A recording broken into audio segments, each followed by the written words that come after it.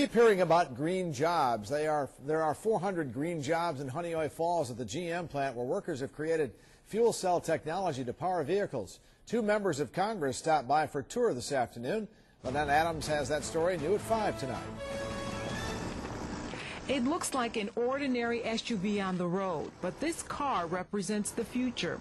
It's a fuel cell vehicle, the technology created right here at the GM plant in Honeoye Falls. So impressive, Congressman Massa of Corning brought colleague Congressman Steve Israel to take a look.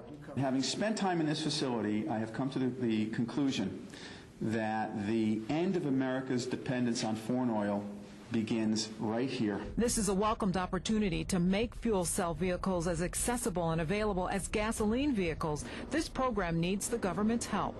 Congressman Massa and Congressman Israel say the federal government has already set aside $90 billion for tax incentives and investment in green jobs, jobs that help create technology like you see here. That money could help create hydrogen fueling stations. GM says about 12,000 are needed nationwide.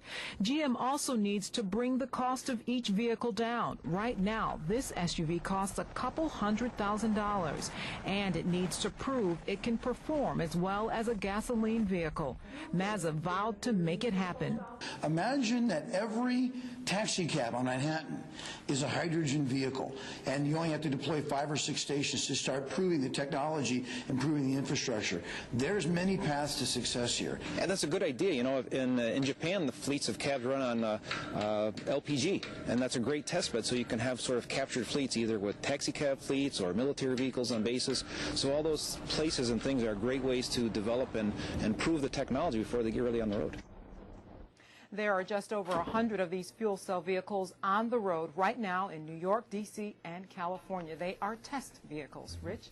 Well, obviously they have to get the cost down first of all, but how long before people, you think, are going to be able to go to a dealership and buy one of these fuel cell vehicles? Well, quite some time. As we mentioned in our story, right now there aren't enough fueling stations across the nation. GM's goal is 2015. All right, Lynette Adams reporting from the newsroom tonight. Thanks, Lynette.